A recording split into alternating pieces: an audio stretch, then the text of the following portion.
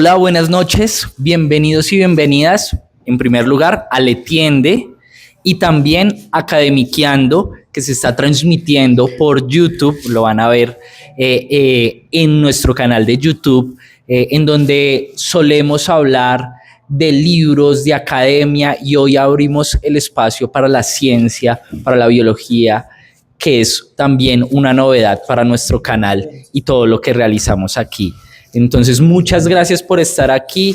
Les invitamos a que se tomen un cafecito, un vinito, una pizza, una hamburguesa, bueno, etcétera, y que compartan muy agradablemente este espacio. Bien, Alex, gracias a todas las personas que nos acompañan hoy. Gracias a los profesores por dedicarnos el tiempo y mostrarnos resultados de investigación que se hacen en las academias, que a veces creemos que están por allá, muy lejanas. Y bueno, la idea de traerlo a una librería, a un espacio cultural, a un centro cultural, para que todos podamos abiertamente conocer todos estos avances de investigación.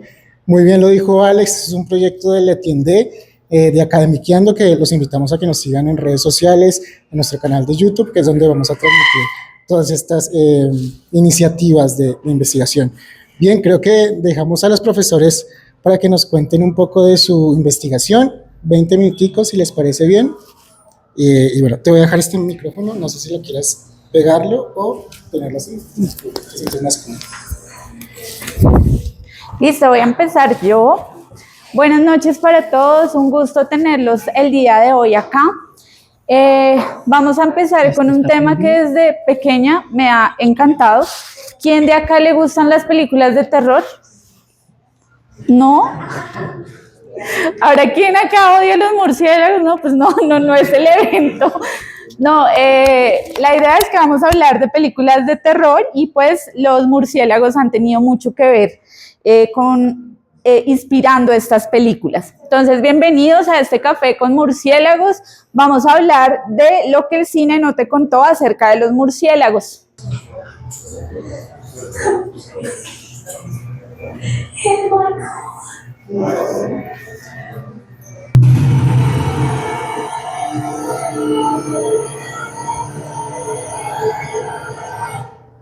¿Vieron esa película?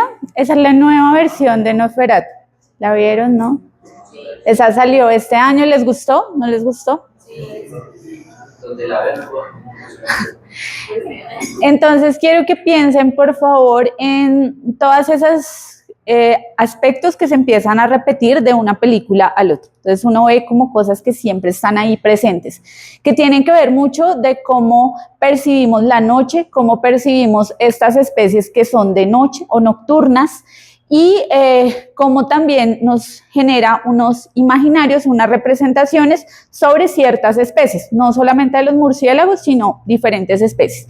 Entonces quiero que a lo largo de esta pequeña charla pues vayan pensando en esas cosas que se empiezan a repetir en diferentes formatos. Aquí vemos el primero, Nosferatu, que fue en 1922.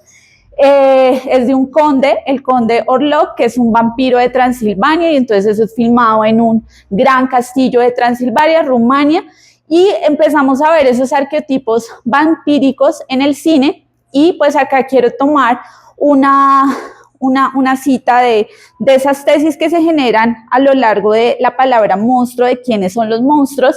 Entonces dice, el monstruo marca donde la cultura está trazando o reformando fronteras y etiquetas. ¿Qué les lleva a pensar esta frase? Y piensen en lo que significa en nuestra sociedad un monstruo. ¿Quién? Algo feo porque es feo y porque nos parece repugnante o porque nos genera miedo. Dime. Algo distorsionado es una realidad que no, o sea, es una realidad ficticia, llamémoslo así. Algo anormal. Entonces, esta frase lo que nos lleva a pensar es que casi siempre el monstruo es visto como un híbrido entre la película, para los que vieron Nosferatu, entre lo nativo y lo foráneo. ¿Quién era el foráneo? Era él. ¿Se acuerdan que él venía en un barco? Bueno, les estoy haciendo una cantidad de spoilers, no les voy a decir si muere o no muere, pero él viene en un barco, y entonces él viene en un barco y con él viene la tragedia o la peste. Entonces es ver al extranjero como lo negativo. Y dejo ahí solo burbujas para que piensen en lo extranjero, lo foráneo, lo que no es. Humano y murciélago, obviamente la imagen de vampiro tiene que ver con ese híbrido con ciertas características humanas y ciertas características que se consideran de un murciélago. Y la sensación de vida o muerte, a él lo mataron cuando estuvo en la guerra, pero él vuelve, ¿no? Porque es un alma que está en pena, entonces él no se sabe si está vivo o está muerto, y pues eso también lo hace como un híbrido. O sea que estamos pasando unas fronteras y el monstruo eso es lo que hace. Esa mezcla señala donde la cultura quiere poner unos límites, entonces que lo que esté muerto se quede muerto, lo que esté vivo, el foráneo se quede donde es, y pues digamos que eso habla mucho de esa parte cultural.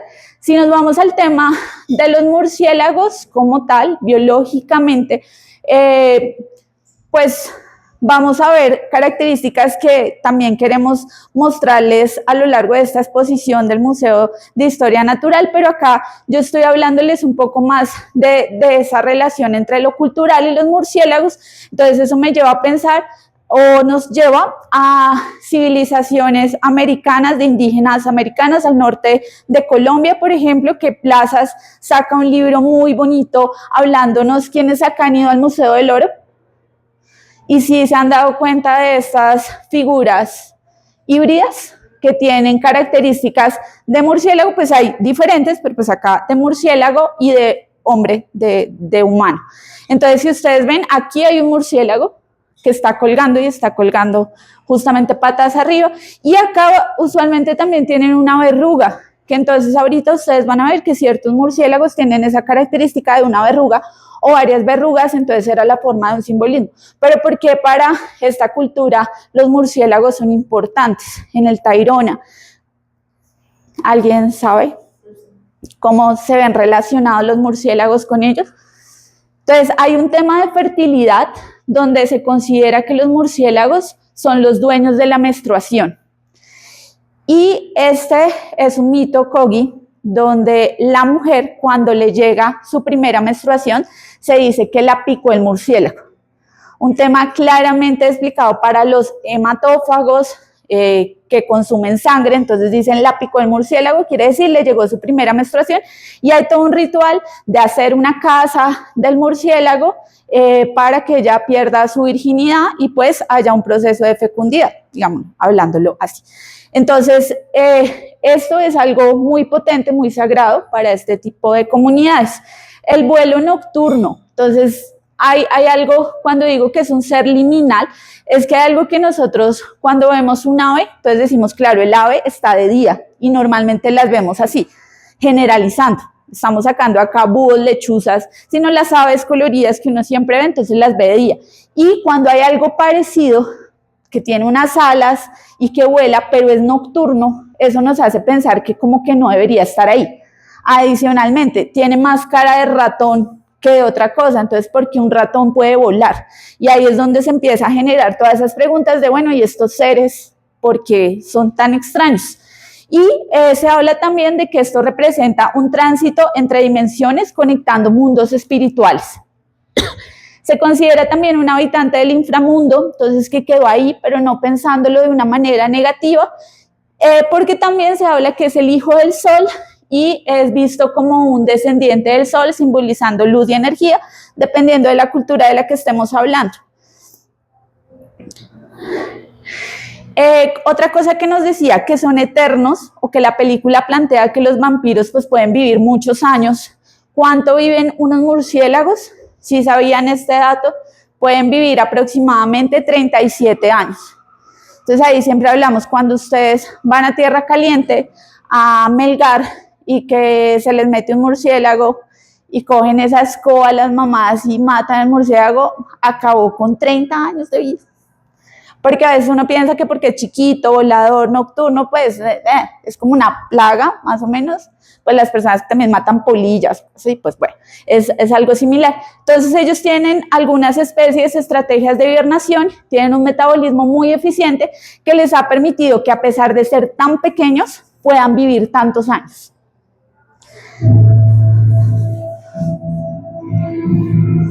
There occurred a frightening, shocking history.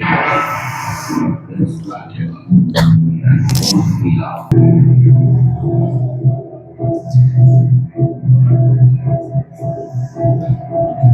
Drácula de Bram Stoker.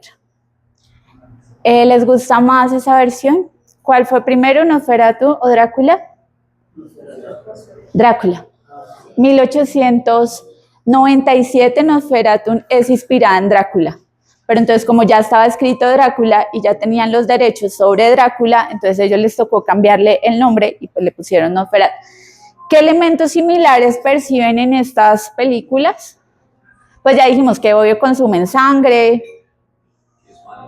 que es malo, es un ser nocturno, hay un miedo a la luz o a salir a la luz.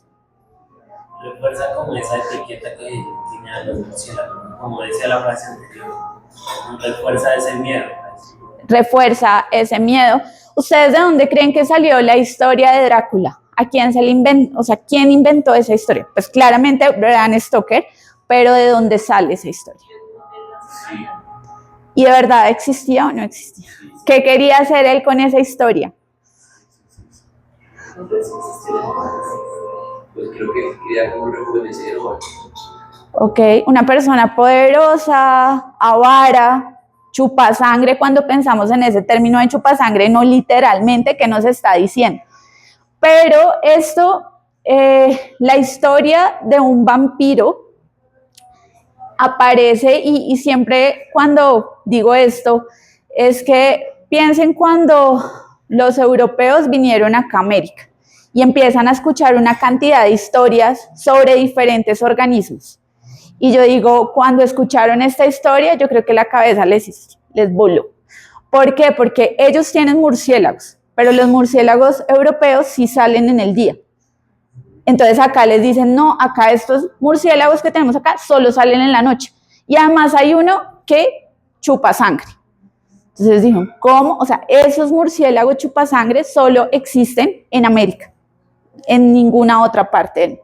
Entonces ellos se llevan esa historia del Drácula, de mujer vampiro como tal. Esta fue mucho antes, de 1872, no tuvo mucho éxito y la que sí se vuelve súper famosa es esta historia de Drácula. ¿Qué arquetipos vemos acá también o elementos que se vuelven muy repetitivos? El tema de lo erótico. Entonces, si ustedes ven cualquier película de vampiros, siempre están las vampiresas, que son las que seducen, que tienen ropa muy pequeña y que siempre son súper sensuales. Entonces, el tema del erotismo, ¿por qué? Vuelve nuevamente el tema de que es un extranjero el que está seduciendo, y en esa época a la que nos envían este tipo de películas, la sociedad como era una sociedad muy rígida. Entonces la parte erótica no era tan permitida. Entonces era algo descarado en una sociedad. Y cuando llega este tipo de personajes, entonces está diciendo toda la maldad, todo lo que está fuera de la religión, es totalmente negativo. Miren cómo llega, se implanta en nuestra sociedad para causar terror, para traer tragedia, para causar plagas. Entonces también para que lo analicen desde ese punto de vista. ¿Y eso por qué? Porque nosotros los humanos siempre hemos querido alejarnos del imaginario animal. A nadie le gusta que le digan, uy, mucho animal. Y nosotros decimos, claro, nosotros somos animales, pero somos animales pensantes. Razonamos, nos gusta que esta línea quede bastante alejada para separarnos de lo que es animal, rechazar todas esas capacidades, vulnerabilidades animales, incluyendo la parte erótica, incluyendo la parte sexual, porque eso hay muchos tabús que como sociedad tenemos. Entonces nos gustan más este tipo de personajes que son geniales, donde muestran a este pobre melancólico que la vida lo atormenta por tener esa naturaleza. Entonces es pensarse todo el tiempo esa culpa que usted tiene por querer tomar sangre. Entonces es, no, te vamos a castigar. Y miren que en la película, siempre que él tenía esos deseos de tomar sangre, le tocaba irse muy lejos. O sea, nunca lo mostraban porque, claro, dañaban esa imagen del super caballero, pues que estaba enamorando a Bella. Es un vampiro intelectual, cansado del mundo, está ya agotado de ser vampiro, el pobre lleva años y años viviendo y él sigue agotado. Y bueno, también conocen esta imagen del conde Drácula. ¿Qué tomaba el pobre conde Drácula? Si lo vieron es que hay gente muy joven acá. Sí, pero no me acuerdo. Jugo, ¿no? Jugo, es que de zanahoria, porque era la nana le daba un jugo de zanahoria porque él era incapaz de tomar sangre, él era vegetariano. Entonces también piensen, por favor, que el tema de lo vegetariano se vuelve un marcador de inocencia. Las personas que son vegetarianas, que son veganas, son mejores personas que los que comemos carne desaforadamente, que nos comemos un cerdito. Digamos que lo que muestra todo esto detrás es rechazar esa naturaleza un poco pues de unos seres que se alimentan de sangre y mostrarla como algo súper malvado. ¿Cuál es la realidad de la biología? Antes de eso, quiz. ¿Cuántas especies de murciélagos hay para el mundo? Ah, ya lo hice rápido. Listo, ok. Ahora dime cuántas hay para Colombia. Ay, porque hay biólogos acá. 222 especies de murciélagos hay para Colombia. ¿Sí se lo imaginaban las personas que no lo tenían en su mente? No. 1.400 más o menos aproximadamente en el mundo. Y en Colombia hay 222 hasta ahora registradas en una lista. Yo hablando con una chica que nos invitó acá, que aquí en Bogotá hay murciélago. También. Yo la verdad no sabía. Sí, en Bogotá hay reportadas 25 especies de murciélagos. Hay un libro que saca la profesora Janet Muñoz con sus colaboradores del Virrey, que tienen 8 especies registradas. O sea, ya con foto, con todo, que los capturaron. Entonces, sí, ¿y cuánto conocemos de esto? A veces tendemos a generalizar. Murciélagos, uno, el que chupa sangre. ¿Cuál es la realidad? Entonces, la realidad es que de esas 1.450 especies aproximadamente, solo 3 de ellas son hematófagas estrictas, o sea que solo consumen sangre. Y de hecho, no, solo una de ellas consume sangre de diferentes vertebrados. Las demás, las otras 2 se especializan en aves. Entonces, miren que es muy pequeño el porcentaje que domina los murciélagos que consumen insectos, frutos, néctar, peces, vertebrados, un poco menos los que consumen esto. Hay diferentes tamaños, formas, que ahorita pues les vamos a ampliar eso. Y pues sí hay unos vampiros, hay unos con esa dieta estricta de sangre, pero no es como nos los imaginamos. Cuando uno se imagina una garrapata, una pulga, uno dice es detestable. O sea, realmente uno no sabe por qué existen. Pero ellos, primero, viven en colonias. Estas son las colonias que vemos. Entonces, hemos tenido la oportunidad de entrar a cuevas con más de 1.500 de estos murciélagos, y uno pensaría que uno entra a esa cueva y entonces sangre, entonces que lo van a ver y entonces todos te caen. No, ellos no, te tienen mucho más miedo del que tú le puedas tener a ellos. Pasan por al lado de uno, tampoco es que se enreden en el pelo, no te persiguen, ellos están ahí colgados. Y las hembras tienen un alto altruismo.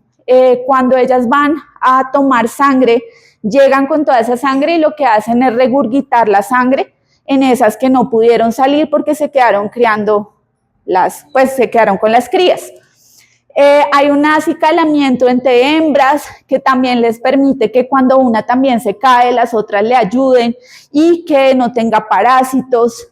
Tienen una inteligencia social muy fuerte, y no, pues estoy hablando de los vampiros como tal, pero si uno se pone a ver diferentes especies, pues hay características muy interesantes de la parte social, que es algo muy diferente a lo que nos muestran de ese monstruo solitario, el Drácula que vive allá, o melancólico, o pues que siempre está triste. Esto de los vampiros pues ha llevado a que ellas tengan unas características muy específicas. Entonces el que ustedes ven acá, el Desmodus rotundus, es el hematófago más común. Ese se distribuye hasta acá en Bogotá, también en las afueras de Bogotá, en cuevas lo han reportado. Entonces ese está en lo frío, en el clima más templado, en el clima cálido, sí está. Y quiero que me digan, por favor, ¿con qué muerden las películas los vampiros? El cuello de su víctima. ¿Y con qué es la realidad? No.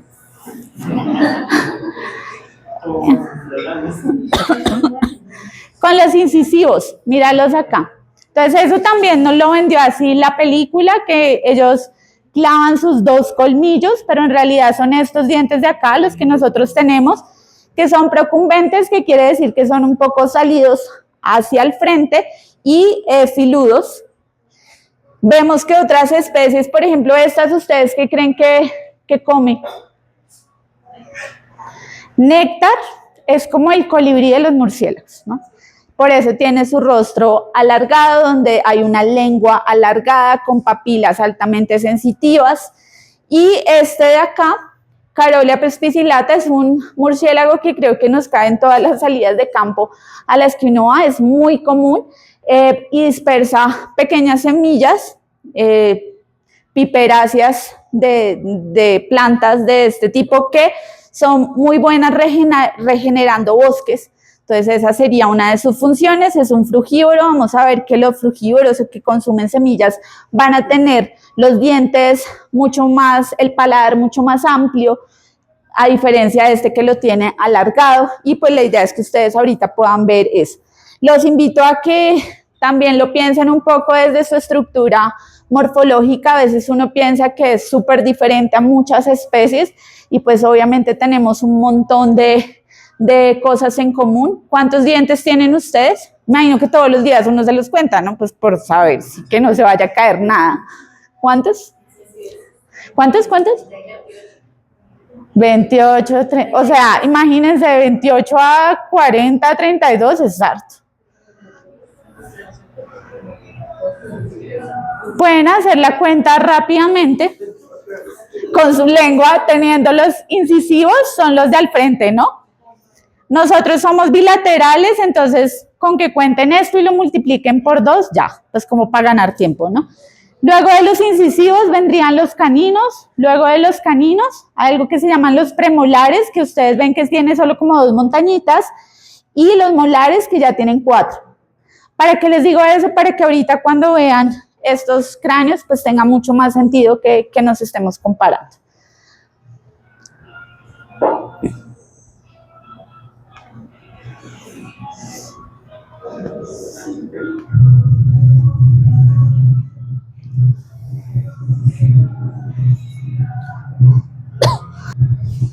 ¿Vieron esa película? Esa película aparece en el 2014. Es una película dirigida por una cineasta iraní. ¿Se come o no se come al niño? ¿Se lo come? ¿Quién vota acá porque se lo come? Ese niño solo en la noche comiendo dulces. La sangre está dulce. No, no se lo come. Ella es un tipo como de heroína. Entonces es un monstruo que también, otra de las tesis importantes sobre el concepto de monstruo es que el monstruo lo podemos reimaginar. Y eso es lo que pasa. Aparecen nuevas versiones de ese monstruo para gestionar diferentes cosas. En este caso, pues piensen que una cineasta iraní que quiere mostrar de esa parte cultural, que las mujeres no son víctimas en la noche. Siempre se ha pensado que una mujer en la noche es la víctima y es la frágil, es la que no se puede defender. Ella sí, porque es vampiro. Entonces ella lo que hace un poco es algo de venganza para no darles tantos avances de esta película y ella digamos que se empodera por el tema de ser vampira. Cuando entrevistaban a esta cineasta, ella decía, me regalaron un tipo de chal y me subí en la patineta y empecé a caminar andar en la patineta y sentía el aire así. Entonces ella decía, eso ya me llevó a esa imagen de murciélago. Claro, ahí también vemos como el volar nos lleva, siempre el decir que tenemos alas nos lleva a pensarnos en que hay un tipo de libertad. Lo que pasa es que pensamos en las alas de mariposa, en las alas de aves, pero nunca decimos, ay, libertad en las alas de un murciélago, pero pues igual, llegan súper lejos. Y acá viene el tema de las alas. Entonces, ¿cómo se imaginan las alas de los murciélagos? Son nuestros mismos dedos, como ustedes ven ahí. Este pulgar queda por fuera de la membrana alar y el resto de falanges se alargaron para formar esa membrana entre dígito y dígito. Algo así similar es en el tema de los patos, que tienen esa membrana interdigital, pero pues acá es mucho más delgada, que ahorita ustedes la van a ver, y son los únicos mamíferos voladores. Y eso los hace súper especial y además por eso se diversificaron tanto, porque llegaron a otras partes donde ningún otro mamífero pudo llegar y pues consumir otro tipo de recursos. Acá les dejo esta imagen espectacular de este murciélago, no está para Colombia, pero se volvió muy famoso por lo lindo que es, un zorrito, y si vieron, ellos casi que con el vuelo están con las manos abrazando. Es diferente al vuelo del ave. ¿Ibas a decir algo? En Australia, sí. Entonces miren, esa es su cría, donde tienen la mayoría de los murciélagos las mamas en la axila, en la parte axilar, para que su cría esté totalmente protegida. Y voy a finalizar con un pequeño corto que necesito que ustedes terminen de dar la historia. Escena 1. ¿Listo? Escena 2. ¿Qué creen que pasa? ¿Quién se come a quién? ¿Y por qué se comen? O sea, no pueden ser amigos.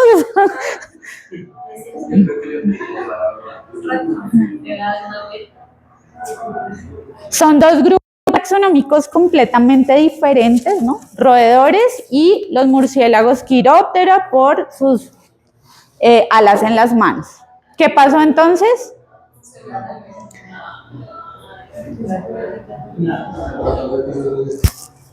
Este es un artículo que acaba de salir donde justamente reportan esto y miren el video. Es un poco amarillista el video.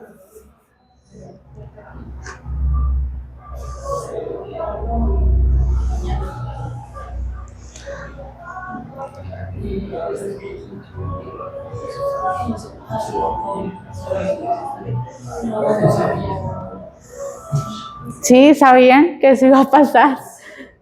Digo amarillista pues porque sí, no es tan agradable. Se lleva el murciélago. Los murciélagos que están hibernando pues tienen un problema, digamos, con este tipo de plagas, que claro, cuando ellos salen a buscar alimento no son tan rápidos y pues puede pasar esto. Son especies altamente invasoras, también como los gatos, los perros, que no tienen buenos tenedores o tenedores responsables. Y pues tienen otro tipo de amenazas los murciélagos, que son amenazas reales, que no están contadas en las películas, como por ejemplo ese del síndrome de nariz blanca, que es un hongo que le da justamente a los murciélagos que están hibernando. Ellos viven en colonias donde son muchísimos murciélagos, entonces donde a uno le dé ese hongo, pues ya todos tienen ese hongo y pues ya cuando se despiertan de la hibernación, pues ya no pueden comer, quedan ciegos, pues ese hongo empieza a extenderse en todo su rostro y es una preocupación muy, muy grande que se tiene. Nosotros como seres humanos, pues también intentamos hacer cosas positivas por el ambiente, toda la parte de sostenibilidad, por ejemplo, con la energía eólica, pero eso también está impactando a las comunidades de murciélagos y de aves también, pues todo lo que esté volando. La luz artificial, nosotros nos encanta estar con luz, por eso en Bogotá es difícil que tengamos murciélagos, a pesar de que ellos sí se distribuyen en estas altitudes, pero pues esta luz es imposible para ellos y pues es pensarnos un poco más sobre esos murciélagos que son de diferentes formas anatómicas, donde hay una alta diversidad, que yo pienso que esa alta diversidad es simplemente un acto creativo. Entre más diversos son, como que uno diría la evolución se ha vuelto más creativa para poderse adaptar a todo esto. Y pues termino diciéndoles que mi nombre es Catalina Torres y que me encantó estar con ustedes el día de hoy.